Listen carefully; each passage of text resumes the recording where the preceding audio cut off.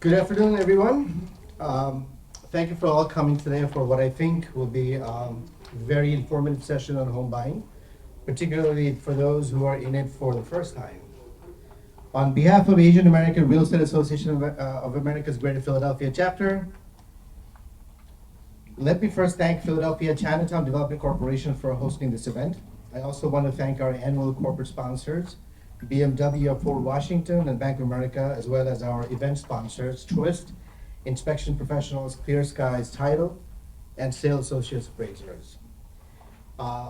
Just a couple of things real quick while we have the session on. Please mute your phones, keep them vibrate, just so that we don't distract the speakers. We will have some speakers here obviously today. Well, before we get in there, I just wanted to talk a little bit and introduce myself. So I've been in, my name is Arif Aziz. I've been in mortgage lending business since the mid-90s, 1995 to be exact. My very first gig was working for a large nationally recognized subprime lender named Household Finance Corporation. After spending quite a few years there, both in producing loan officer role as well as management roles, in 2009, I decided to go into retail banking. I have worked in several management roles with nationally recognized retail banks, namely Santander and PNC. In 2016, I had an opportunity to get back into mortgage lending, worked for Wells Fargo, managing a branch in central New Jersey, where I earned a spot in National Leaders Club 2 years in a row.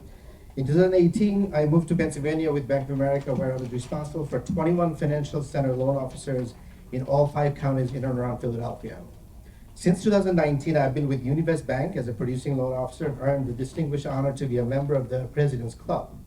Currently, I'm also serving on AREAA Greater Philadelphia board. My wife and I bought our first home 25 years ago. It was a long time ago. In 1998, when we bought our first home, Google just started the company. There were no Zillow.com, no Realtor.com, no Redfin or Bankrate.com to pull up and search information on homes or mortgage rates. Today, much of the initial research happens online. Some of this available information online is reliable. However, much to our dismay, many are not reliable, and some are outright wrong and false advertisements. Back in the day, we used to rely on professionals, subject matter experts who would guide us through the process.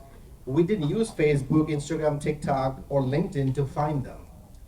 We relied on others who had used them and had amazing experiences. Words of mouth went a long way. We used to walk into a real estate office, a bank, or a mortgage company to meet the actual professionals there, waiting to serve us. They would sit down with us, go through the process, and would give us honest feedback and insights. We trusted them. In today's event, we are fortunate enough to have our trusted advisors with us in person. You are going to hear them talk about their individual expertise. You'll have opportunities to ask questions and get to know them in person. I hope you get the most out of the session by being fully engaged. Without further ado, let me introduce you to Mr. Zhang, who is the Executive Director of Philadelphia Chinatown Development Corporation. He's here. There you go. Thank you very much. Thank you. I will be brief. I just want to welcome you to the Crane Center. This building is a building that we developed, got financing for, and constructed and completed in 2019. This space was built for this community here in Chinatown. Chinatown is one of the few neighborhoods in Philadelphia that never had a city-owned and operated.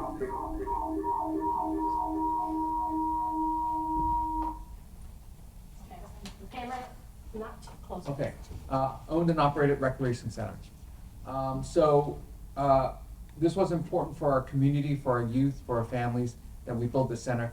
And we're really excited and happy that your organization is using this space here tonight to host your event. If you look out to your right, you'll see we have a big gymnasium, and that's where a lot of our cultural, recreation activities happen for Chinatown. So not only did we build this building, but we also, as you know, provide housing counseling and social services. So we're a very comprehensive nonprofit service agency. And to your point, that you spoke earlier, the real estate market is not an easy place to navigate, especially for first-time home buyers. So I know that my colleague Duoduo Zhang and Ping Ho Lee are very pleased to be part of your process to help make the experience for home buyers a pleasant one, but also to make sure that they are very educated in the process. So welcome to Queens Center, and thank you. I'm really excited that you're here tonight. Thank you. Thank you. Very much.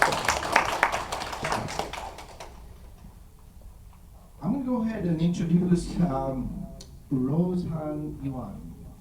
No? Preston Moore, still Preston Moore. Mr. Moore, okay, I apologize. Oops, sorry.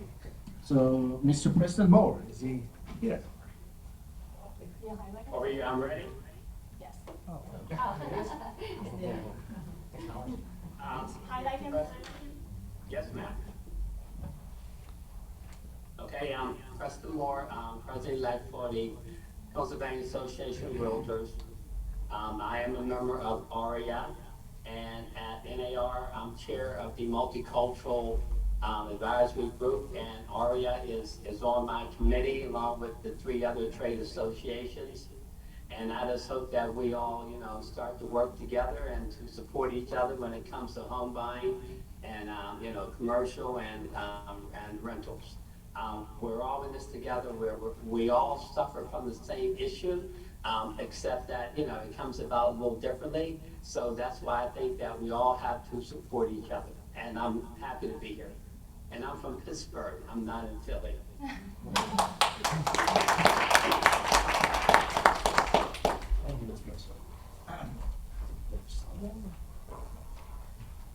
You guys hear me okay?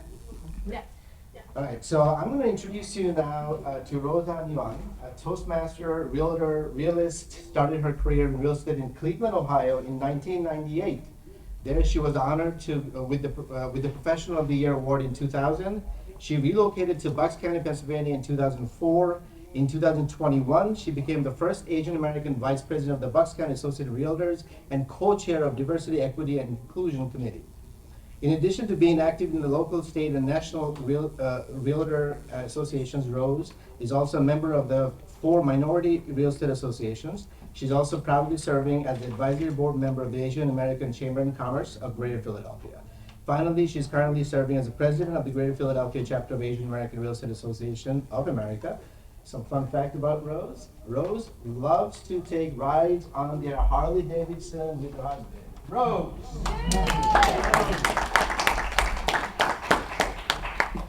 Thank you very much, our MC. Can we give a round of applause to our MC already? Good evening, everyone. This morning, I was struck by my 12-year-old son, Washington. He was asking me, Mom, can I have some chicken noodle soup? So I told him, you know what? It's something easy I've done when I was younger. Why don't you try to make it yourself? This is how you do it. 1, 2, 3, 1, 2, 3. And I said, is that okay? All right. So I go back to work, preparing for this talk, and I hear downstairs in the kitchen, Mom, I need your help. I was wondering, what? What's the emergency? He come down, Mom, how do I pour the soup out into the bowl? And I said, what? You can't think that on your own? And I said, look, if you don't want to get spilled, this is how you do it. Don't spill it all out. It's going to get splashed and get burned. He's like, I don't want to get burned. I said, every cook has to be burned. Is that right, everybody? If you cook, you get burned? But that's the unfortunate fact. However, in terms of what we're doing here in home ownership, buying the first time buying your homes, it doesn't have to be that painful. Because why? We're here to work with AREAA members, Greater Philadelphia Chapter, and they're all professionals here to give you the step-by-step. And working with a professional that knows what they're doing, have experience, it will be less painful, right? So this is why we have this workshop today. And if you don't know anything about AREAA Greater Philadelphia Chapter, we just got reinstated this year. Can we have a round of applause, please? We're so excited. You're going to be amazed of all the speakers here. That first workshop for you, was organized painstakingly with love and tender care. So I know the speakers here are gearing to those, so I don't want to say so much because I don't want to steal their thunder, but you're in for a treat, okay? The step-by-step, less painful, it's chicken noodle soup for the soul. So all you're here are for that. Okay, welcome, back to you. Thank you, Tony. Thank you. My first speaker that I'm going to introduce to you today is Mr. Benjamin Wong. Mr. Benjamin Wong grew up in the suburbs of Philadelphia. He attended Rutgers University, worked in the corporate world, eventually found himself back in the Philly area, helping his parents with their business. Ben has been a realtor for 10 years, now licensed both in PA and New Jersey. He's currently the treasurer of AREAA Greater Philadelphia Chapter. Ben, all yours. Hey, good evening. I just want to say congratulations on taking your first step in home ownership. There's a lot of people who are navigating on their own, but coming here to learn will get you to home ownership faster.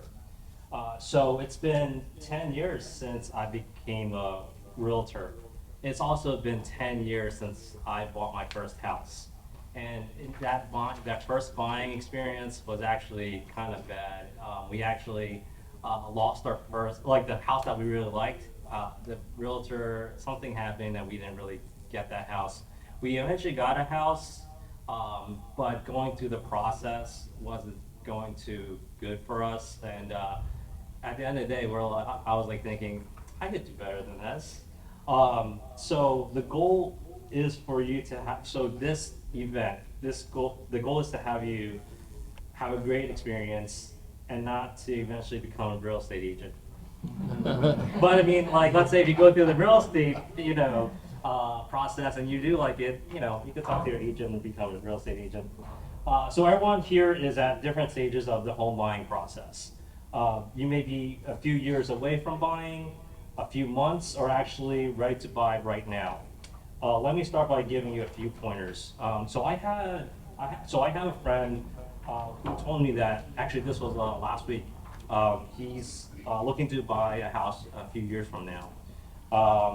So I asked him, hey, do you have any debt or anything like that? And he told me that he paid off his cars and he has a $700 Home Depot card. And he says that he's paying minimum amounts and it's actually bringing his credit like little bit by little. So I said, you're probably better off paying that credit card, that $700 balance, and that's going to raise your interest, your credit score up. And that would also save you money and everything else. So, if he didn't really, let's say, hopefully he takes my advice, but if he doesn't, it takes him a bit longer to get his credit score up, savings and everything. But, hopefully he does take my advice. So it's best to talk to a realtor or a lender, like right now, because the lender could read your credit score, see what debt you have, some debt you may not know that you have, right? So they can look at your financials to see how much you could afford and if you're ready to buy now or how to get to that point. And by the way, you've been hearing me saying real estate agent and realtor. There's like several differences between a realtor and a real estate agent, but a realtor is bound by the code of ethics. So we put your interest first. And the first thing you'll say is, how can where do I find a realtor? And right here, you can pick me up. So you could go ask your friend's family. That's one way of doing it. Another way is searching online or going to open houses. But let me just talk to you guys about the home buying process, a pretty quick rundown of everything. So first, you have to build a team. What that means is that you're going to get a real estate, a realtor, a lender, and a title company to get title insurance. So it doesn't matter if you get a lender first or a realtor. Basically, the biggest thing is you need to get that pre-approval letter.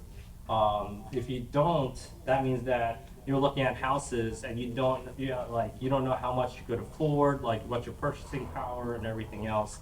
So we're here not to waste your time. So once you go through the pre-approval letter, you'll know how much you could borrow and things like that.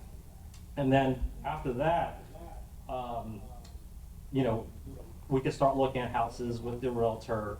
And most of the time, people are buying like either close to, let's say, friends or family, or close to the job. Sometimes it's going to be maybe a different area that you're not familiar with. And if you're not familiar with that area, your best bet is to go to drive around the area, even walk around the area to during the day, night, during the weekend, just so you know, get familiar with all that. And that's what I did with the house that I bought. And then just to also let you know, a few facts about buyer agent. So with a buyer agent, it's, after you talk to a few agents, it's best to stick with one agent because unless they're basically not responding or anything like that, it's best to stick with one. And realtors, they don't get paid for if they show you one house or 100 houses. They only get paid what you close at settlement. And then buyer's commission, usually the seller pays for the commission. I know that there's some instances where it's like a for sale by owner, or or let's say a foreclosure. They should be mentioning to you that the commission might be paid by you or whatever it is. So once you find a house you like, don't fall in love with it. And then your realtor should be sending you comparables. Comparables are similar houses that sold around that house, so you could get a good idea what price you should be offering and things like that. And then in this offer that you're writing, you're gonna say what the deposit is, closing date, what kind of inspections you're gonna do, and if you have an awesome seller, they're just gonna accept your offer right away. I don't know about these days, but we'll see. Sometimes you get lucky.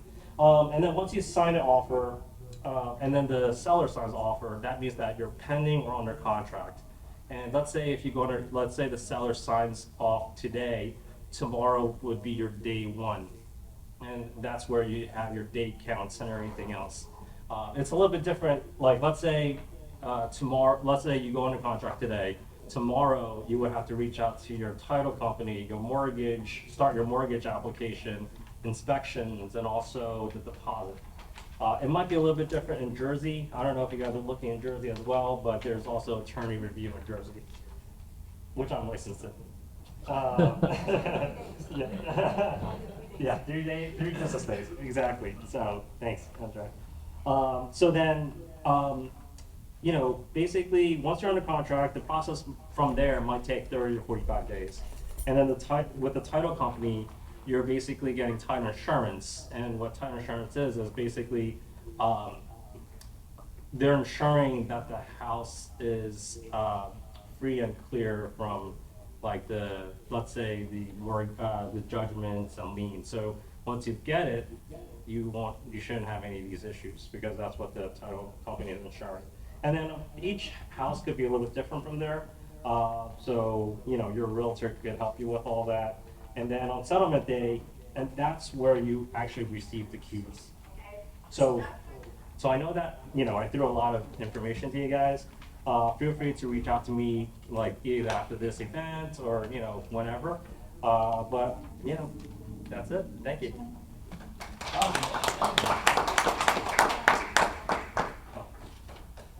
Thank you, Ben. Thank you. Thanks for the information. Next up, Duoduo Zhang. Duoduo is a housing counselor with 3 years of experience working at Philadelphia Chinatown Development Corporation. She's working on home buyer education and counseling. Duoduo graduated from State University of New York, Rockport with a master's degree in communication. She enjoys her job serving the community. Go ahead.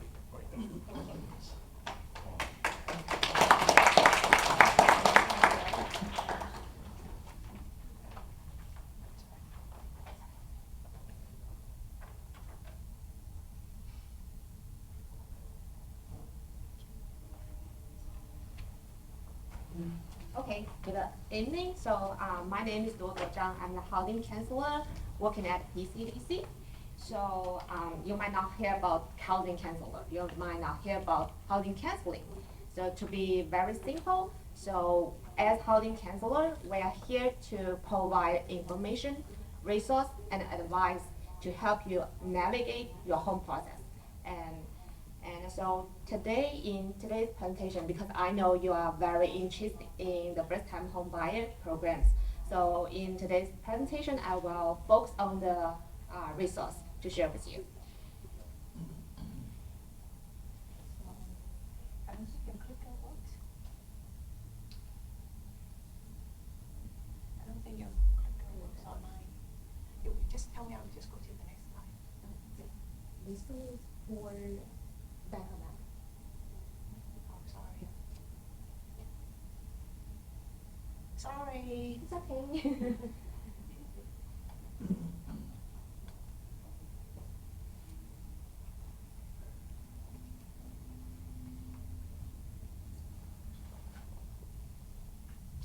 That's ours.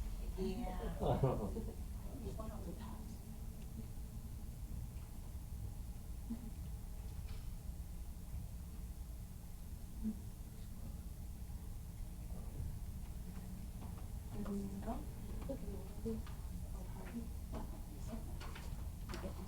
This one, we, yeah, this one. Yeah, yeah.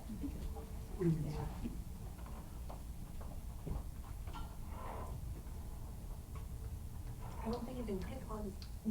Then we just go to second page. Yeah, That's second box. page 7? Yes. Okay. So most of the first-time home buyer. The second. Oh, My. The second page. second page. Oh, no. Okay. It's hard to see anyway. Yeah. So if you can see, most of the first-time home buyer program will be offered by the bank or mortgage company or government or non-profit organizations. So as a first-time home buyer, you get a lot of beneficials. So it's including the down payment and closing cost assistance, lender credit, lender pay mortgage insurance, lower down payment, and a lower interest rate. Next page. So here are some grants that we want to share with you. So first one is you might hear about the cities grants, which is the Philly First Home Program. So they will offer to the eligible home buyers with 10,000 grants towards the down payment and the closing costs. And another resource will be the first front door program. They offer one-time 5,000 to the home buyers. And the PCDC also have our upcoming own programs, which is 3,000 towards the down payment and closing costs. And we also working with another nonprofit organizations, which is the Urban League of Philadelphia. They will offer the first-time home buyers two programs. One is for 2,000, another is for 10,000. No, it's 1,000. And we also, if you can go down, yeah, this is for PCDC. So that's, yeah. And this one. Which one? The next This one? one, the program from lenders. So we also summarize some programs from lenders. So it's including Bank of America, including TREASUER, and PNC, Wells Fargo, Chase Bank. So there is a lot of programs here available for you to get the down payment and closing cost assistance. So right now, you might be getting very exciting because there's a lot of money in front of you on the table. Then we will talk about how you can get them. So next please. Yeah, the qualifications. So most of the programs require you, the first-time home buyers, and also require you to complete the one-on-one counseling and a workshop. So, and also you need to meet the income limits and your home will be a primary residence. So as a housing counselor, we are here to provide the counseling session for you for PCDC. Next slide. Next. So for PCDC's housing counselor programs, we offer two sessions. One is a group education. So we offer 4 to 6 hour home buyer education workshop and also 2 hours one-on-one counseling. So once you complete 2 of the sessions, I will issue you the certifications. So those certifications will be help you to fulfill the requirement of the programs.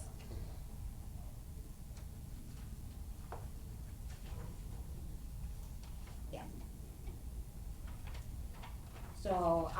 So you might want to know what will be including in the counseling session. So working with your housing counselor can be highly beneficial if you are first-time home buyers.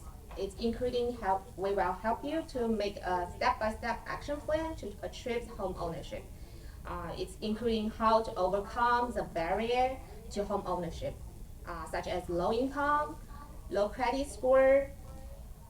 We also help you to identify the program that will help you to get the home. So like the down payment and the closing cost programs. And also we will help you to understand how much home you can afford to buy. So you can kind of narrow down your search and ensure that when you buy the house, there is without the foreclosure. You don't have to facing the foreclosure issues. And we will also help you to determine if there are steps you need to take to home ownership, to the mortgage ready. So this is pretty much the housing counselor do. So for homeowner, we also provide the housing counseling for renters and homeowners. So after you buy in a house. So any housing related questions or issues, feel free to contact me. I'm more than happy to answer any questions. Yeah, thank you. Thank you. All right, so next up, I have Mr. Michael Morton from Bank of America. Morton has been in the mortgage business for over 30 years. He has been in Bank of America for 11 of those 30 years. He has been serving as a community lending officer for the past 8 years. Mike's area of expertise is the first-time home buyers in the Philadelphia metropolitan area. He's an expert in borrowers with low to moderate income segments. Today, Mike will discuss mortgage financing process. My man. Thank you, sir. Hey, buddy.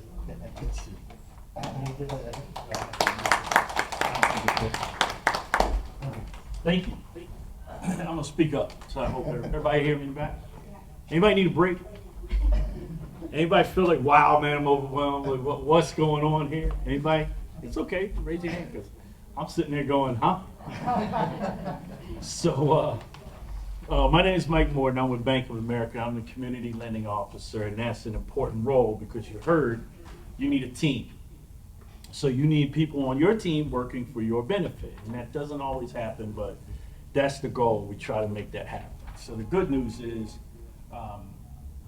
for everyone who's here today on Zoom, this is a good thing. This is a very good start because it shows some commitment to what it is you ultimately want, which is home ownership. And you'll build a team of people who are more than happy to help you achieve that goal. So it's very, very important. That's just my personal plug on home ownership, and counseling is, if you come to me without counseling, it's very difficult for us to have a conversation. I mean, it just really is. We're talking night and day if you don't have counseling. You need it, it's important. Even if some of the stuff doesn't apply or goes over your head, that's okay. You'll be able to take what benefits you and work for you. And that's the goal. So, I mean, we have a deck here. I happen to know this deck pretty well. So, this is a very important question. And that's not something you have to know the answer to right now. That's sort of why you're here. Some people know they want to buy a home. Some people know they want to buy a home soon. Some want to buy in the future. Some aren't sure. Sounds like a good idea. You want to find out what's going on. So you have to identify that first. It's very, very important. Because then you get folks to help you. right? We call it climbing the mountain, right? So we're here to help you climb the mountain. Let's move through a little bit. I'm on, in the interest of time, I have to, so that we can talk about it. Homeownership is a lot of advantages. We don't focus on the disadvantages. I mean, even some of this stuff. Well, you laugh, but here's what I mean. So it says here, homeowners insurance disadvantage. If you become a homeowner and you have a claim, your hose breaks on your washing machine, and you have damage, there's no disadvantage in having homeowners insurance. The big advantage in having, you're going to have it anyhow. So they focus on this to get you to understand that buying a home is a serious issue. I like to stay on the positive side of it because it has much more benefit than disadvantages, right? We want to build a team that helps you achieve a goal, and that goal would be on the positive side. So that's why I view it that way. Next slide. So we talk about preparing for home ownership. Key piece, very important. And I try to tell people this way. You may leave here tonight. You may get up tomorrow morning. You may drive down the street heading to Wawa, and you may see a nice shiny car sitting on a car lot. And you might say, wow, that's nice. I'd like to go over and see what this electric car thing's all about, or this particular brand of car that I don't know much about. And you may go home with that car. You will never buy a house that way. It's designed that way. It's on purpose. You must prepare to purchase a home. It is, you're buying something with a comma in the middle of the number. You cannot just walk out and buy a home. You will not leave your house today and buy a home by tomorrow. It doesn't happen. It's designed that way. We are here to help you prepare. So we ask some things, right? We'll talk about some things, what you have to do. But the first thing you have to do is commit to preparing to buy a home. Next slide. So understanding credit, I'll buzz through real quick. So it's very important. I've been doing this a long time, and as we mentioned, you know, some of my credentials is all nice. I don't break my arm, pat myself on the back. But the point is, I have learned. I don't stand here knowing everything. I had to learn some things, and one of the things I learned is understanding credit can mean something different to everyone in this room, and nobody's more right or wrong than the other person. What's important is that you understand what it takes to get where you're going. So wherever you are, you are. Wherever you want to go is what you need to do to get there. So the important part is you have to understand credit your way, the best way to get to where you want. There's a strike point. There's a point where it matters. If you're low, you got to build. If you built it, you got to maintain it with everything you have. It's critical, it's important, because truthfully, when you go to a lender, they don't see you. I don't meet a lot of people, but I see credit score. So it matters. Next slide. So again, this slide is also important. And then the important piece is when you go through counseling, they'll talk about, and you'll get a lot of stuff. You'll hear on TV, I have 30% usage, I have this, that, and the other. Oh, that's fine. Take a look at this graph. This is in the first position. It's in red. It's the largest bar. There's a reason. It matters. It's the most important part. So payment history matters. So it doesn't matter what it is. I always say to people, you can get in any situation for different reasons. Pay now, fight later. Always pay, because it's the most important part of the credit score. The other things, your counsel will look at some things, help you deal with what is there, isn't there, or needs to be there. So next slide. So again, the important pieces. Is buying a home right for me? Maybe now, maybe later, maybe right now. I don't know. We go in buckets. 0 to 3 months is now, 4 to 6 months is soon. Over 6 months, let's talk a little bit later, because we're not helping you climb the mountain if you're over 6 months. But part of what you're doing is setting a budget. Now, again, this slide gives you a graph. It gives you 50, 20, 30. That may work for you. It may not work for me. So the important part is you want to set a budget that works for you to achieve your goal. That's what your homeowner's counselor will do. They will help you. They will sit down. The more you level with them and tell them all of your things that you've got going on, the more they can help you with preparing the proper budget. Very important. Next slide. So in our business, we use a lot of acronyms, and it kind of drives me crazy. because I think you should just talk straight to people. You don't have to give them all these acronyms to show you're smarter than them, you know more that they don't. So you'll hear this term pity in our business, and it's just very simple. Principal, interest, taxes, and insurance. That's called a full mortgage payment. It makes up everything you need, right? You'll hear the term. The important piece is you need to work towards getting a payment you can afford, not today, but you can afford throughout the 30-year period that you may be in that home. That's called sustainable home ownership. That's the goal. What we do, what we work together to have you achieve. So next slide.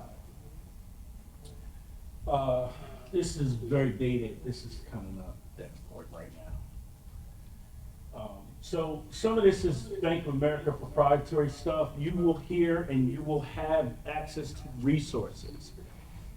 You will have access to resources at the risk of overload. You will have more stuff than you can actually grasp. You can start 8 in the morning and you can go all night long looking at different links. They generally say the same things.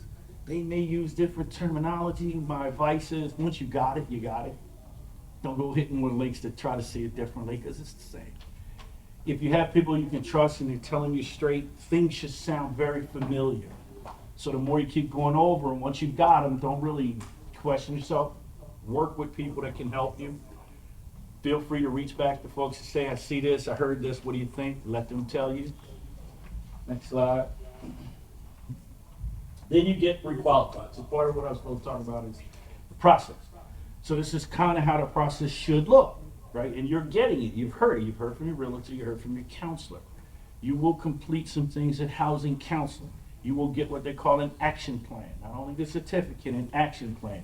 Many people come to me and say, I didn't know that. I said, let's go to your action plan. That's right there. You're supposed to do it. Well, okay. So you get an action plan, and it's a guide for how you should move forward to get what you say you wanted. So if you say you want it, here's the plan. You work through that and you'll go to a lender, and there was another slide up here talking about some documentation. There's some overlap in these documents, but there's some basics, right?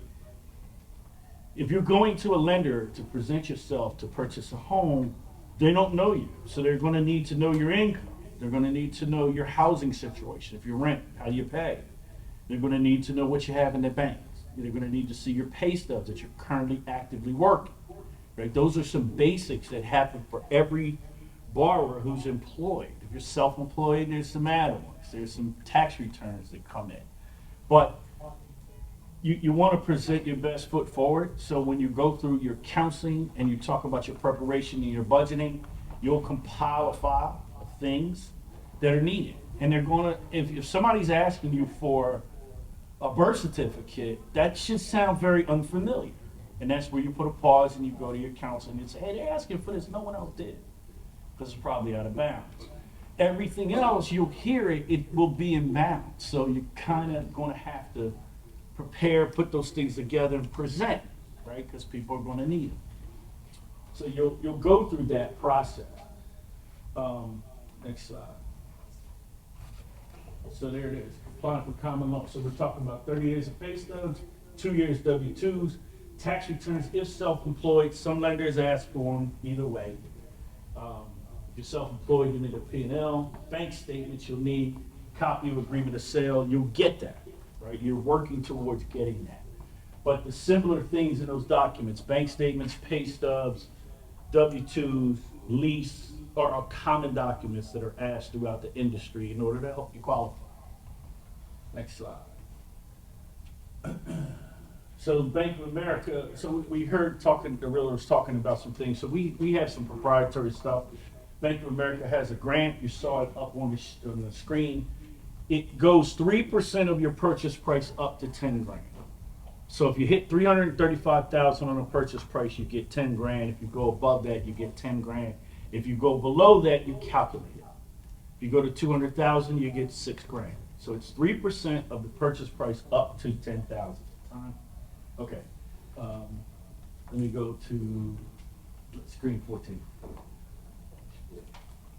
So again, Bank of America, we have a down payment grant in addition to a closing cost. So if you buy a house 335 or higher, you're looking at getting 17.5 from Bank of America. What you didn't hear that you do need to hear is some of those other grants that you've heard, the Philly Home, First Rent Throw and things, can be layered in, one on top of the other. So, like you were told, there's money available, right? It sounds pretty good. It's just overwhelming. Our job is to help you climb the mountain, put the pieces in place so that you get a good understanding of what's available, what you can have, and we can help you get where you're going. So there's more, but I think that pretty much covers the piece I was supposed to cover. Thank you. Thank you, Mike. All right, next up, we have a team. Feng Xu and Chris Barlow. Feng Xu is a mortgage loan officer with Twist Mortgage. She's bilingual and fluent in Chinese. Feng has more than 12 years of mortgage industry experience helping clients achieve the dream of home ownership. Chris Barlow is a mortgage loan officer with Twist as well, offering more than 15 years of mortgage industry experience helping clients achieve the dream of home ownership. He is committed to finding each client the best loan with competitive rates to match their mortgage goals. Both Feng and Chris will discuss mortgage products and programs. All yours. Well, good evening, everybody. Thank you so much for having us. I just wanted to give a little bit of background about who Truist is. Not everybody knows exactly who that is, so I wanted to just give a little bit of information on that. So it's a new name, but it's an older company. We are the combination of two regional southeastern banks of BB&T and SunTrust combining. By combining, we became Truist back in 2019, and now we are a top 10 commercial bank, primarily from the Greater Delaware Valley, Pennsylvania region, all the way down to Florida and over to Texas. We offer a wide range of services and products, and one of them being mortgage. So that's what we're going to talk a little bit about today with some of our products. On one of our pages here, I'm going to go to page 6, if you says. So there are a lot of different places you can get a mortgage. It can be with a bank like us, Bank of America. You can go to a credit union. You can go to a broker, or even an online lender. And there's just a lot of different options available right now in the market. As has kind of been mentioned before, I would highly recommend working with someone who you know, who you trust, that was a referral from maybe a family member, a coworker, a housing counselor, because they'll really help you get to the right person who can be on your team and guide you through this complex process. So there are a lot of different options there. There are a lot of different grant monies. We're going to talk about some different programs in a little bit. And I'll let Feng take it from the next slide.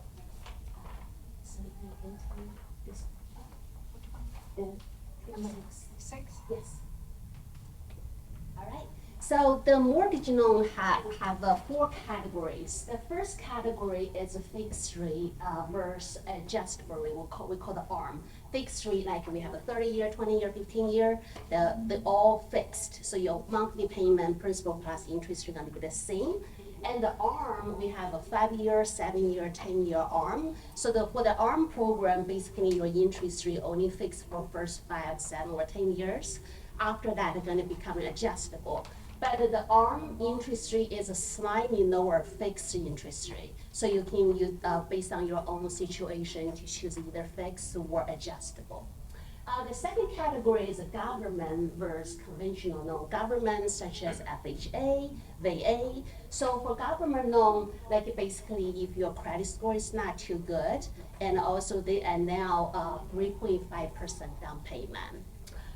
Third category is conforming versus jumbo loan. So if you borrow less than $726,200, that's conforming. But if you borrow more than $726,200, that's going to be a jumbo loan. So that's 2 different ones.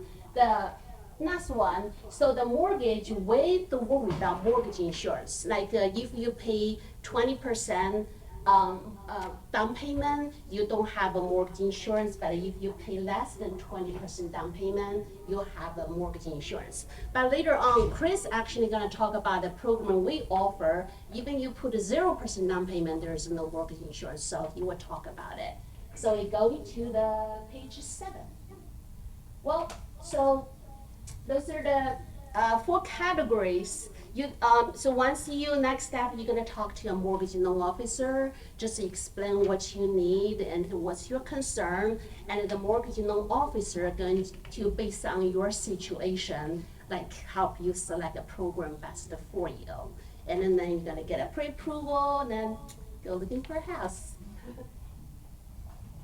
So I'm gonna do, Chris gonna talk about the rest. All right, so I was mentioning this, and Feng did as well. There's a lot of different programs, options out there. Just remember that the lowest interest rate might not be the best loan program for you.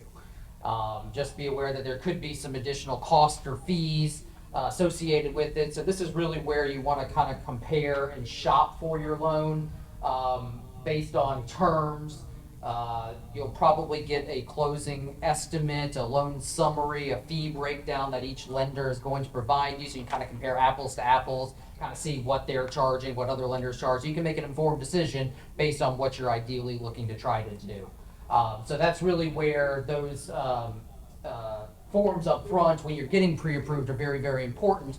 And also be aware that interest rates do change on a daily basis. So until you lock in your interest rate and know exactly when you're going to close and you have your interest rate guaranteed, it is subject to change and what we call floating with the market. So as the market fluctuates and moves, your interest rate could change because we get a new rate sheet every single day. Sometimes we get multiple rate sheets throughout the day. So once you decide to make that lock, that's when you'll know for sure that your interest rate is set, and that will allow you to then know for sure, kind of based on the terms of the loan, exactly what you're going to be getting. Okay? So next slide, please. Okay. All right. So loan considerations is kind of what I talked about. So when you're kind of comparing these, as I mentioned, that the lowest rate might not be the best fit if there are a lot of costs or fees involved in it. So that's where you really want to kind of look at the different scenarios and options. Is it best to put more money down? Is it best to use grants? How long are you planning on staying in the property? Those are a lot of questions that your lender is going to talk to you about to make sure that we're looking at the best options for you. Are you looking for the lowest amount of cash to close? Maybe we want to layer some different grants to get you there. So there's a lot of different things that we can look at, not only Truist, but other lenders as well. So we really will take your information to then make a recommendation on kind of what we feel would be the best fit kind of based on your individual situation. So those are kind of a couple things to kind of consider. Some programs allow for grants, some don't. So if you are planning on using grants, there are a lot of grant monies out there right now. Just make sure that your lender knows about it so they can talk to you about what programs would be available for that. Okay. And I think that was all of it.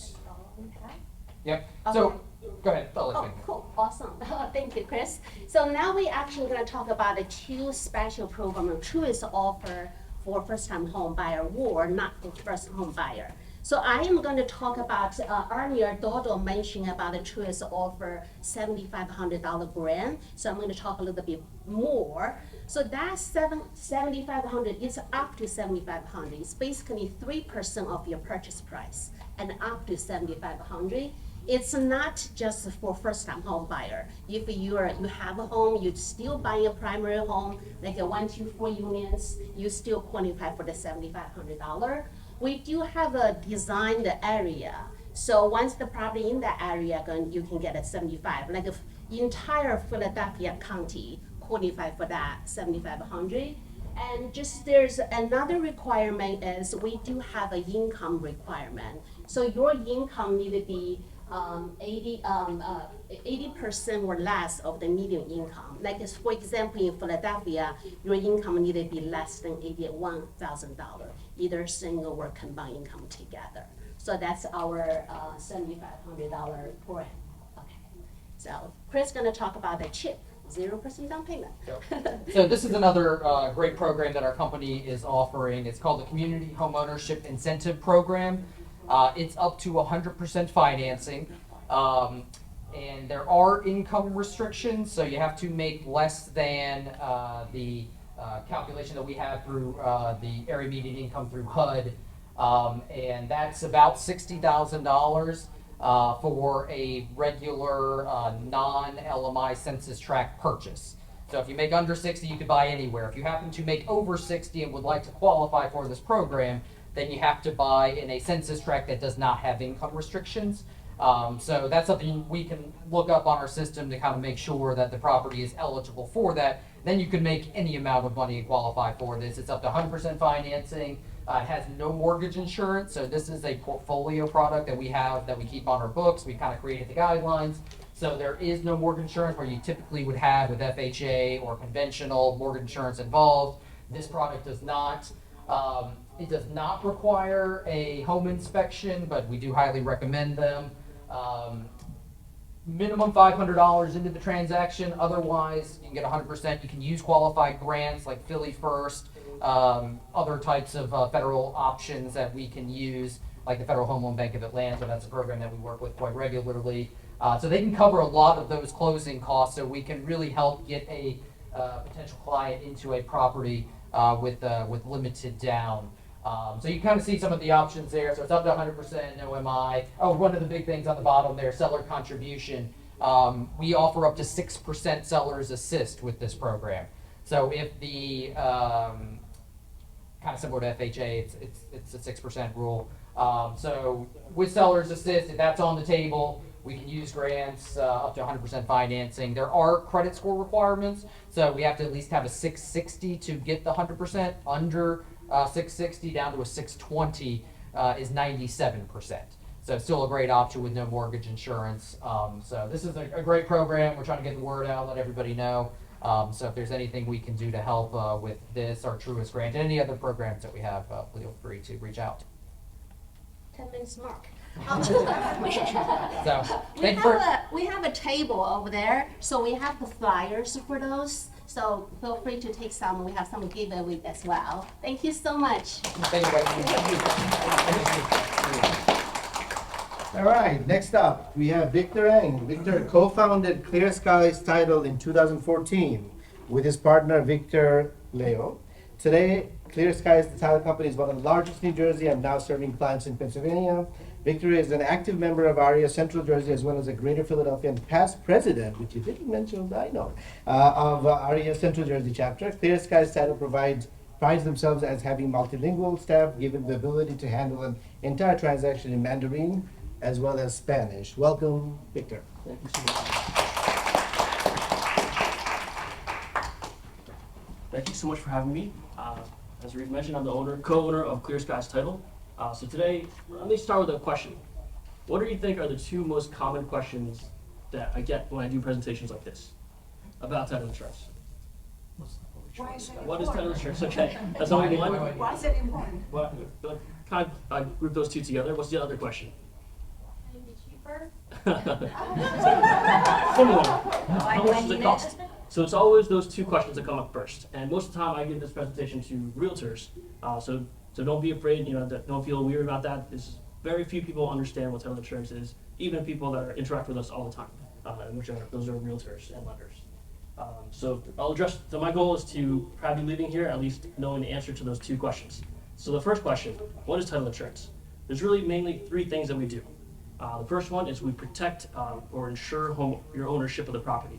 So when you're buying the property from someone else, how do you know that that person has the right to sell you that property? It could be, I guess, to share some more common examples of that. It could be someone who went through a nasty divorce and one spouse is trying to sell the property without the permission of the other person. It could be two business partners flipping this house. One of them decides that I just want to keep all the profits and we try to sell this house by myself. But those are a little bit less common, but these things do happen, and those could be terrible losses to the home buyer. Second one is a little bit more common. That is to ensure that when you buy this house, that you don't inherit the debts of the previous owner. So for most people, the home is the most precious asset that they own. So when they take out loans, a lot of times those lenders, could be a mortgage, could be something else, will attach those debts to the house.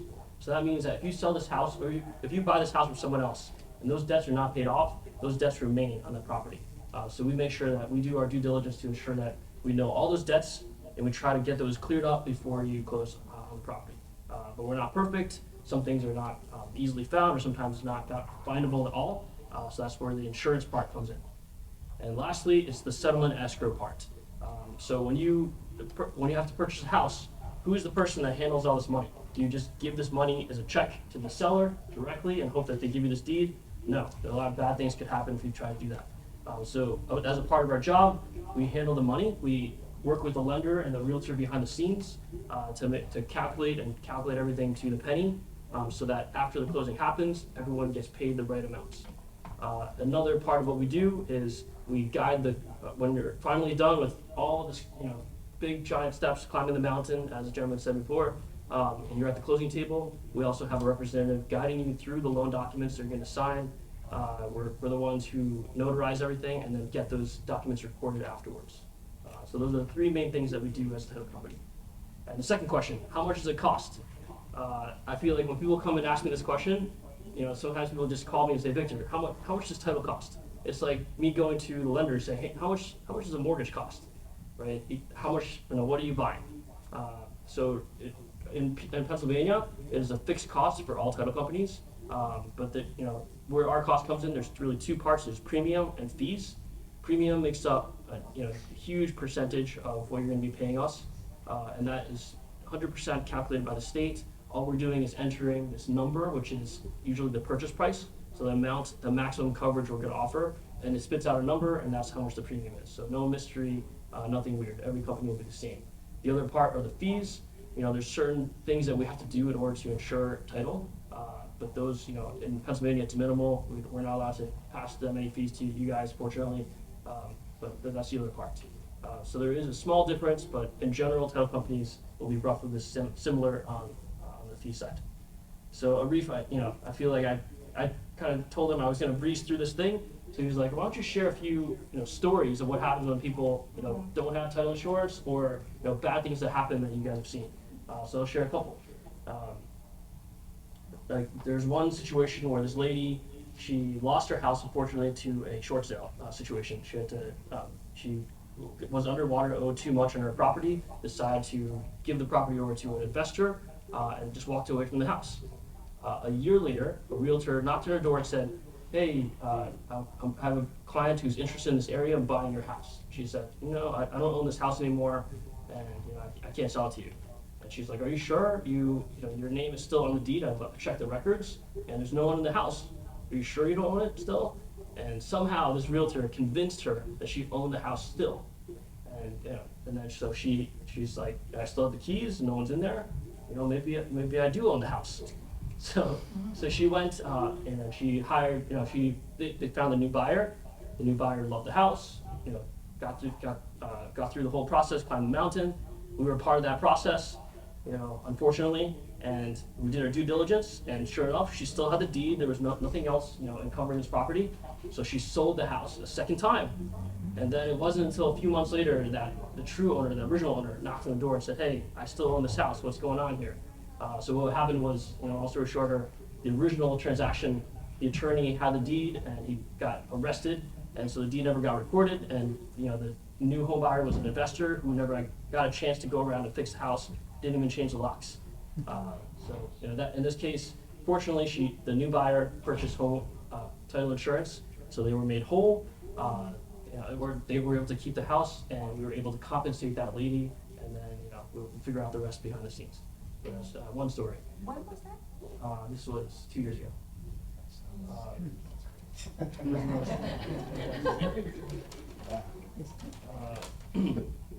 We also had, we've had stories where, where I mentioned there were two people were flipping a property together. They got into a big dispute, and one partner decided to sell the house without telling the other partner. That's a true story that did happen to us. Fortunately, again, we represented the buyer. I guess you can't find a lot of these things in public records, so fortunately that's where we come in as a title insurance company. We're able to make that person whole, and then it's up to us to try to recoup the money ourselves.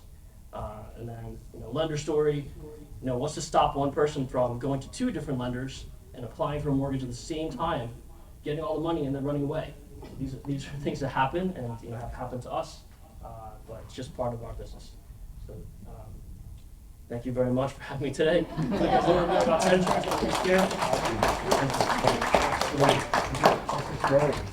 Wow. That's crazy, right? All right, next up, Tom Southwell.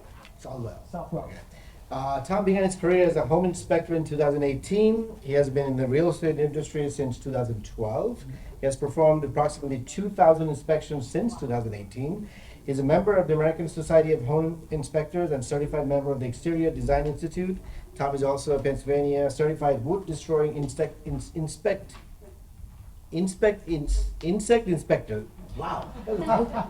As well as Pennsylvania certified pest applicator. In addition to being a home inspector, Tom is also a licensed real estate agent. He holds a degree in economics and finance, which lends himself to a detail-oriented and thorough inspection reporting process. Tom. Thank you. Hello, everyone. Again, my name is Tom Southwell. I'm with Home Inspection Professionals, and I'm here to tell you why you should get a home inspection. So you went through the whole mortgage process, you found the house you like, you put your bid in, it's contingent. What's next? Next, you want a home inspection. So I believe the gentleman said that home inspections aren't necessary, but he highly recommends them, and as do I. I recommend that you get a home inspection. So we go to the house, and what happens during a home inspection? I'm there to look for defects and safety concerns. That's my big reason for being there. But while I'm there, I'm telling you as much about the house as possible. So it's a presentation. I'm walking you through the house. I'm walking the roof. Do all home inspectors walk the roof? No, they do not. But the best way to find out about the quality of the roof is by walking it. So you ask yourself, why am I getting this home inspection? Are all home inspectors equal? Well, you don't know what you don't know. When you get to the house, you're going to fall in love with certain aspects of it. You're going to see certain things, and you're not going to see other things. That's why I'm there. So the whole home inspection process is really just to give you as much info about the house as possible so you can make an informed decision on whether or not you want to move forward with purchasing said property. So as I said, one of the first things I do is walk the roof. I can tell you the estimated age of the roof, and I can tell you based on this type of roof how long you should expect it to last, or the design life. I do the same thing as I take you through the house.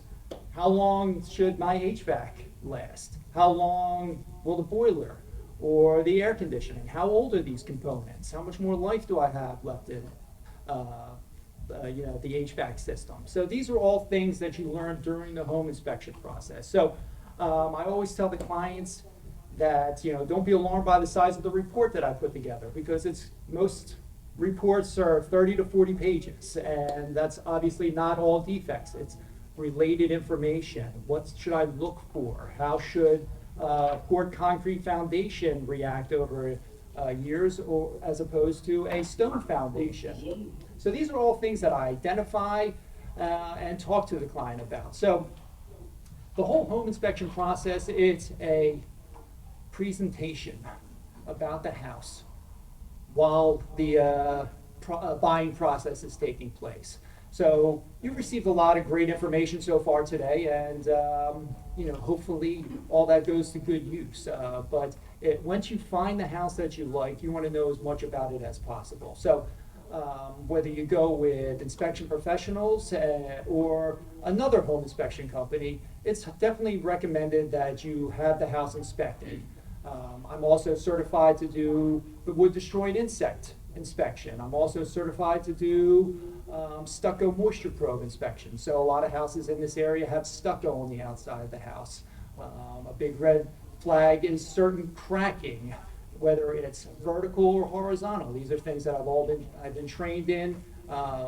Mentioned that I'm certified by the EDI, the Exterior Design Institute, the top stucco training company on the market. So I've done a lot of inspections. I've talked to a lot of clients about stucco, what to look for. So it's worth having this type of inspection done. There's a lot you can learn about the house. And once I send the report out, which goes out the same day as the inspection, that's another big plus that our company really hangs its hat on, where a lot of home inspectors send the reports out after a couple of days. You get it the very same day, which is something that I know a lot of agents really appreciate.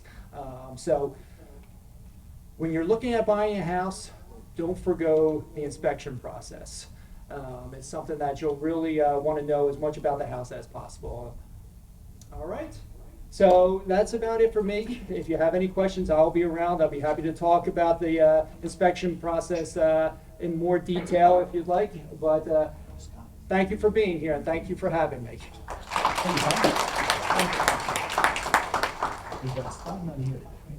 It's on Zoom. All right, next up, I have the honor to present Scott Geller, a seasoned professional in the field of real estate, has been in Pennsylvania certified residential appraiser with Sale Associates Appraisers since 1986. Over the years, Scott has also built an impressive resume as an associate broker and expert witness at RE/MAX Center Realtors. His rich understanding and unique insights on residential real estate have been shaping the landscape across the 5 counties of southeastern Pennsylvania. With thousands of residential appraisals under his belt, hundreds of hours of education, and a few decades of hands-on field experience, Scott brings unparalleled expertise to this forum. Here is Scott Geller.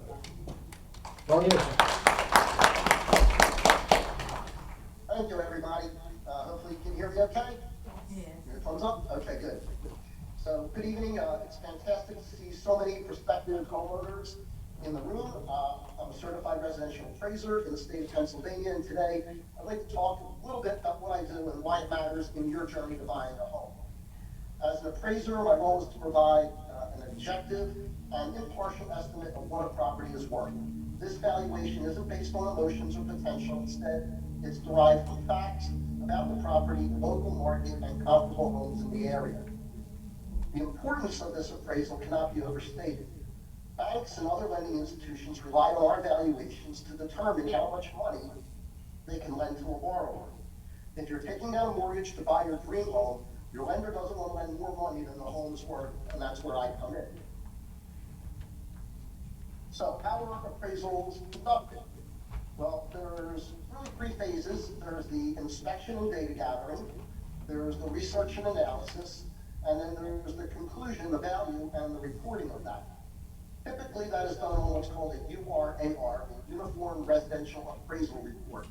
That's for most lenders using Fannie Mae, which is the Federal National Mortgage Association, Freddie Mac, the FHA, or VA. They're all done on the URAR generally. So a typical appraisal involves those 3 main stages. And finally, in the final stage where the final report has the estimated value, the evaluation considers several factors. Location, number 1, condition of the property, home size, and recent sales in the area. If you look at an appraisal report form under the what's called the sales comparison approach, where we're comparing the subject, the property you're buying, to a minimum of 3 other properties that have recently sold. If you look at the adjustments, starting at the top is location, and it goes all the way down to more near the bottom, 5 places and things like that. That's generally the order of importance and the priority that we give them. So what's the difference between an inspection for an appraisal and a home inspection? Well, it's crucial that you know that they're not the same. While they might seem similar, appraisal determines the value, while the home inspection is looking at the condition of the home, uncovering potential issues and structural damage.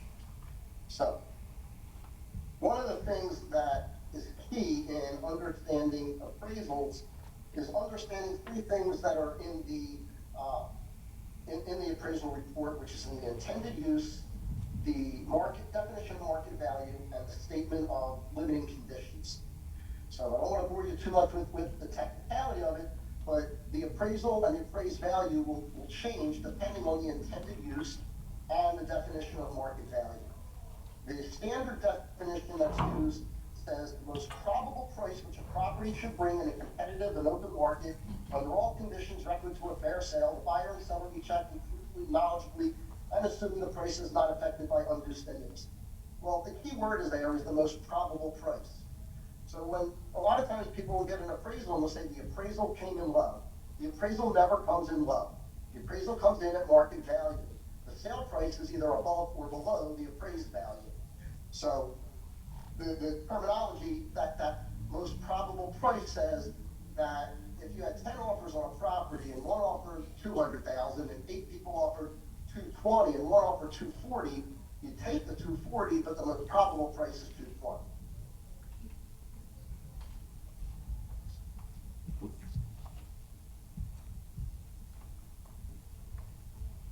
And so, why should you as first-time home buyers look out for it? Well, there's some do's and don'ts from an appraiser's perspective.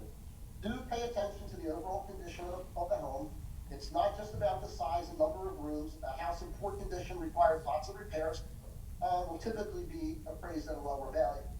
One of the things that we use is a standardized data set so that everybody can kind of speak the same language. So we have ratings for condition and quality from C1 for condition to C6, same thing for quality, Q1 to Q6. And the definitions are written by Fannie Mae, so a C1 is new construction, a C2 is a flip, where nobody's lived in it, it's been totally renovated top to bottom, but the foundation is old. And then C3 and C4 are most likely what you're going to be looking at. Something in C5 needs some work and may not pass an FHA, a VA type of inspection. And C6 just is something that needs to be torn down, basically. So, so don't get overly attached to the house before knowing its true value. Remember, while a home might be perfect in your eyes, the actual value may not match up with the selling price. So waiting for the appraisal will save you from overpaying. Also, do understand that location matters. Two houses may look identical and be identical, but if one's located near a busy, noisy highway and the other's in a peaceful neighborhood, their values will probably differ. An appraiser considers these factors, and so should you. They really, when I say something's in a desirable neighborhood, that's supply and demand. So if there's greater demand than supply, that drives up prices. That's one of the things that we look at.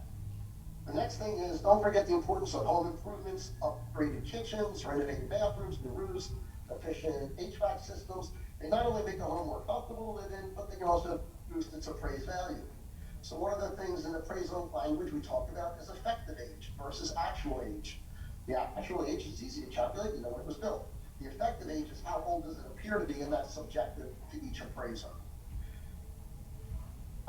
Keep in mind that timing matters, so the real estate market fluctuates, and a home's value can change over time based on that supply and demand in the area. That's why when we do adjustments for properties, if we don't have good comparable properties that have sold very recently, we may have to make a time adjustment to something that sold 6 months or a year ago. And lastly, don't be afraid to ask questions. The appraisal process can seem daunting, especially to first-time home buyers. If you don't understand something about your appraisal report, ask. An informed buyer is a successful buyer, and that's what we're all here to help you do, is become successful home buyers. So thank you so much, and wish you all the best in your home search and buying process. Thank you, Scott. Thank you for your presentation. Well, that actually concludes the presentation side of that. That's all the presentations we had. But now we're going to have questions answered. Andrea here, my partner. I'm going to introduce you as, I know it's I'll introduce anyway. She's an experienced realtor, lender, and insurance professional with a passion for helping clients achieve their dream home. Andrea is dedicated to providing personalized solutions, exceptional service in the ever-evolving real estate market. Andrea, please, all yours. Thank you for coming. Do you have any questions? Actually, may I ask the presenters to come up here so that, and also, how do we contact you if we want to reach out to individual presenters? So I gave everyone, you should have my sheet and card. Yes, please. More stuff in the Yes, back. please. There are like 8 people on Zoom. Hi, Zoom. So please, Yeah, we have our business card on the table, this table. And so the deck, the Bank of America deck, you can share that on Zoom. I know my contact information isn't ours, it was probably yours, right? Yes. So ours is, you can share it like that. Okay. I provided some business cards. There should be some in your welcoming bag that was provided at the beginning. So you should have all my contact info as well. Or I guess they can reach out to us and then we can provide that information. Works. Okay, We're so all any connected questions? Can you guys share the PDF that you guys done or the PowerPoint slides? With the So numbers? mine, Bank of Americans can be shared with the email list, so long as they have your email, or you contact me and I'll send it. It's okay to share. Yeah, we're fine too. We can email it out. PCDC? Yes, we can share with you. Yeah, we have table in the end of this room. We have couple books. So and we have flyers for workshop, and I also provide our business card. Yeah. Any questions? If not, I have questions for the lenders. Actually, so, can you explain the difference between a pre-qualification and a pre-approval? You wanna go? Okay, so a pre-qualification is a preliminary review of certain information. Okay, and you can use it to home shop. If it's done correctly, the person giving you a pre-qualification will get your information up front and run a system that tells them some information so you're safe. A pre-approval is when all that information is given to an underwriter, and an underwriter gives you a fully underwritten file where you know where you stand. There is a difference, and some people require the pre-approval, so you have to be willing to go through the process. Can I add one thing? Actually, most bank, we only offer pre-approval now. We have to run your credit check everything to offer pre-approval letter. I don't think any bank offer just a pre-call. That's not We do. true enough. Oh, you do? Oh, cool. Sorry. We run an automated underwriting system. Without a credit, there's nothing. We're just chit-chatting. So we'll run your credit, we'll get your pay stubs, W-2s, and bank statements, and we'll analyze that and say, here's what you can have. You've got to deliver it to an underwriter just to verify. So we do give you a pre-qualification, but it's pretty full, it's pretty detailed. How long does that last? 120 days. That's, we run your credit check for 120 days. So after that, we have a repull your credit to renew. We're saying, A question. Some clients, they said that if they shop for a mortgage and each of the mortgage company or bank run their credit, that their credit score lower. Is it true? so you ask that question, you're going to get 3 different answers, I'm pretty sure. But here's the truth and the reality. Nobody knows the answer to that until we do it. It happens. I've seen it go. I've seen people say, this bank ran my credit, here's my score, I run their credits higher. So I've seen it go all over the map. The philosophy and the theory is that if you run how many inquiries in how much time? That's probably for you guys. You're supposed to be able to run a certain amount of inquiries in a certain time. And 30 days. Yes, 30 how many inquiries can you run in that 30 days? There's a limit. It's, so the credit bureaus look at what they call large ticket items. So they'll see a bank, a mortgage company. They know you're shopping for a mortgage. So that's why it's supposed to have no effect. The truth for me is the thinner your credit, the lower your credit, I've seen it have an effect. The higher your credit, I've seen it have no effect. So it's kind of all over the board. The key is when you know you're in the bucket of 0 to 3 months now, 4 to 6 months soon or later, if you're in those first 2 buckets, you want to get moving and work out what you want. I heard it said earlier with the realtor. When you find a realtor you like, stick with them, right? When you find a bank that gives you the programs, the money, the product you want, probably a good idea to go down that path. Just, can I add something real quick? There's something called hard inquiry and soft inquiry. So there are mortgage companies out there, particularly broker shops, they are able to do soft inquiry on the front end. And you can get a credit score like that and get possibly a pre-qualification. That is not a pre-approval like, Mike talked about.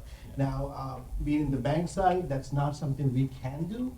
however certain broker shops are able to do. I just wanted to kind of put that in there. There's something called a soft inquiry which it doesn't hit in credit. It's a good point. So let me just piggyback on that because it's important. Credit is always the elephant in the room, so it's very important. So what Arif is saying is, a soft inquiry has no impact on it. But any lender, anybody who issues money, can't give you a pre-qualification or pre-approval without a credit. Because if we pull your credit and we tell you this is what you can have, we have to deliver that. The counseling agency, we have figured out a way to blend this. So when you go do your one-on-one and they pull your credit, it's a soft pull, but what they see and what they tell you is exactly what we're going to get. So it's important when you're talking about building your team and going up the mountain, that when you get in that bucket and you say, here's my action plan, I'm ready to go, it's because they've told you this is where you stand, and you can rely that that's where you're going to stand with a reputable lender.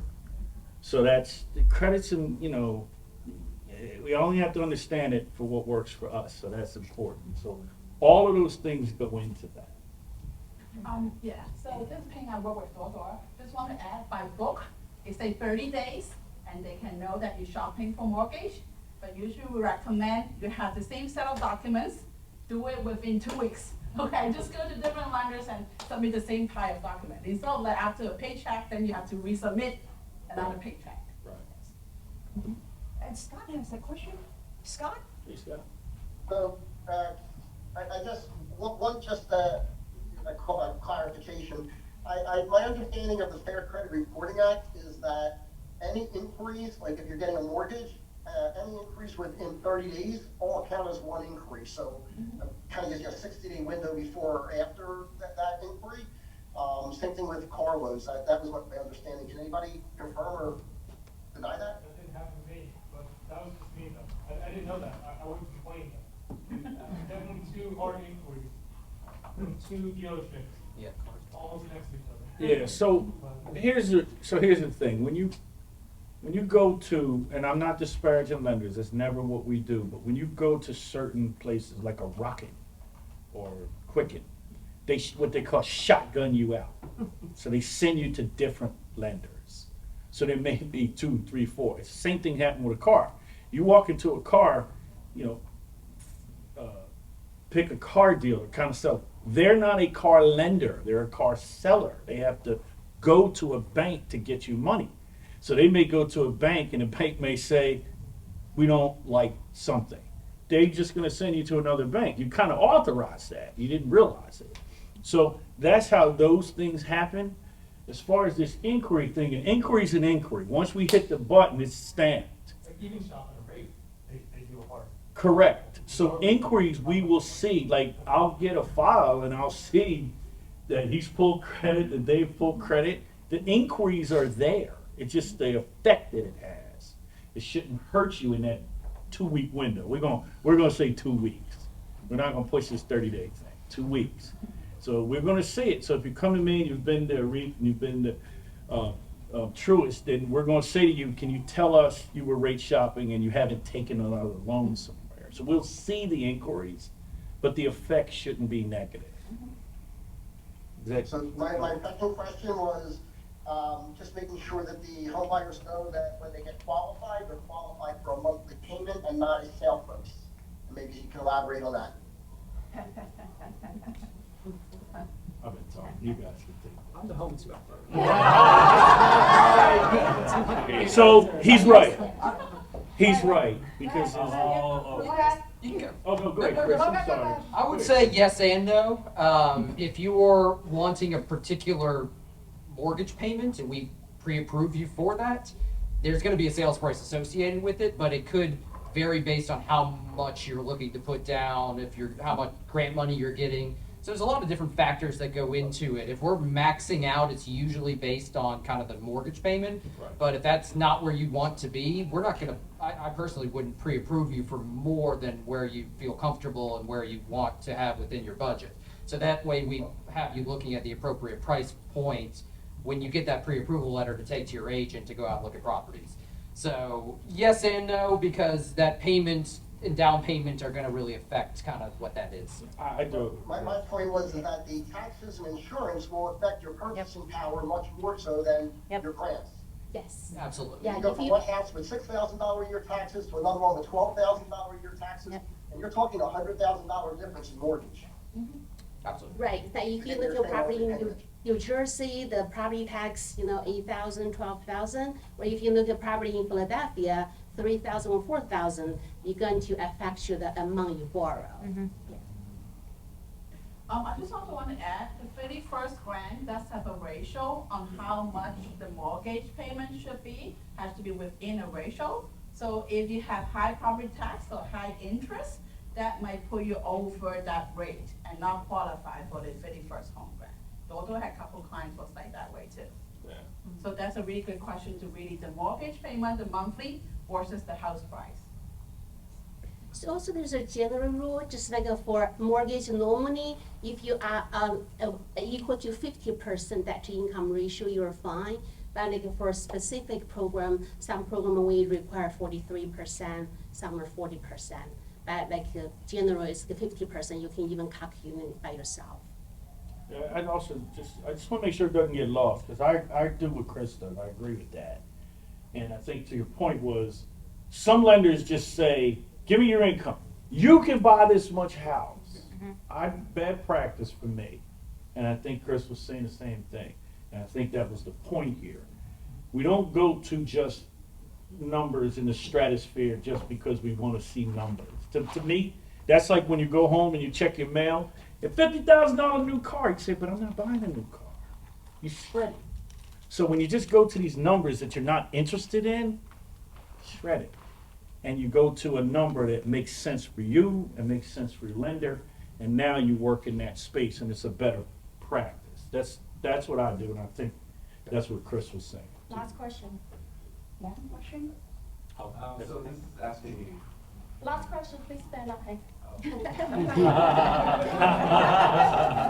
See that? This is actually more into income and debt ratio. So I saw your chart about income and debt ratio. Are there ways to, work around that? And say you have a lot of debt, but you also have a company that you own. Are you able to change the personal debt into company debt so it decreases your income to debt ratio? Or do they only look at your personal, or do they look at business debt? We only look at personal debt. How you change it from personal to company is a process. I mean, you have a car and you want to have your company buy the car. Yeah, something like that. You got to go through, it's paperwork. It can be done. So just to, if I can just answer real quick, if that, in conventional laws do allow, like, for example, if you have a business and it's corporate or something like that, and your car payment is going through that, and you can have 12 months of bank statements showing that. Yeah. I've had that, able to just, no, we're not gonna count as a personal debt. Even though it's showing up under your name, and you have an escort, it's a different entity. We're 12. 12 months of bank statements, no must. Yeah. No and choice it's- at all. Well, and oftentimes, I can tell you, man, there's that 1 month you were away and something happened and it went sideways. It's like not happening. We're just saying this now. Can I just ask one last question? Okay, Madam President Susan.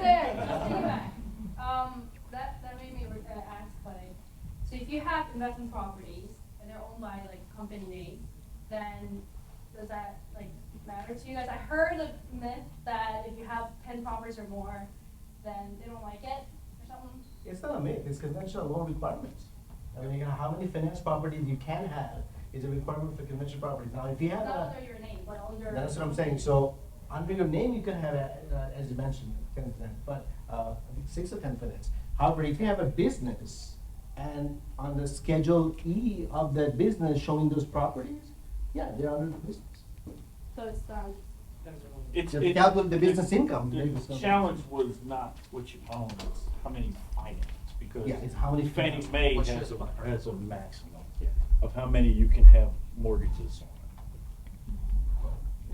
You can own many properties free and clear, not a problem. How many finance properties? But who owns investment properties free and clear? Not a lot of people. If you're an investor, you have all financing. But what I'm asking is, if you own these properties under let's say different LLCs, right?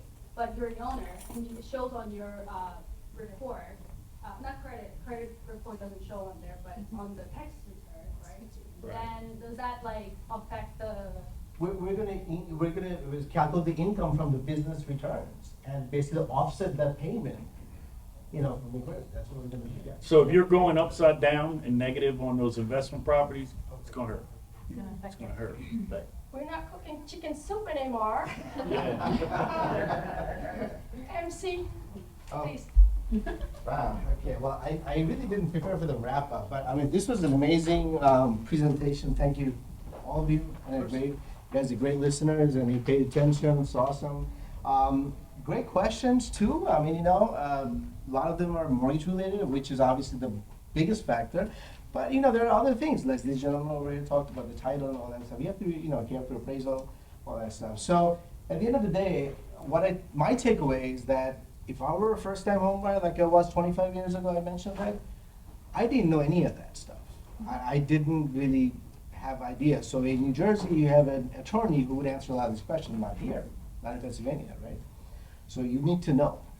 And your trusted advisors are it's not your online, oh yeah, I clicked this one here, let me see. Oh yeah, they're giving me 5.25% interest rate right now. I want that. You can't have that, that's not true. Very careful about that. That's why you gotta go to your trusted advisor. All right, that's really all I have, unless you want to say something, or? Does anybody want to say something, announcements before we go wrap up and eat? Well, I want to ask, Okay. well, since we mentioned about credit and all that, so we probably going to need to look for someone with credit restoration expert. I have someone. Okay, sounds good. Awesome, future. Yes, future presenter. Yep. All right. Well, I want to call everybody. Thank you, Chris Barlow from Truist. Thank you.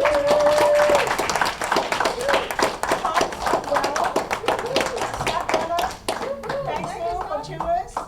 Mr. Michael Warren from Bank of America. Mr. Victory, Clear Title. And then PCDC, of course. Duoduo.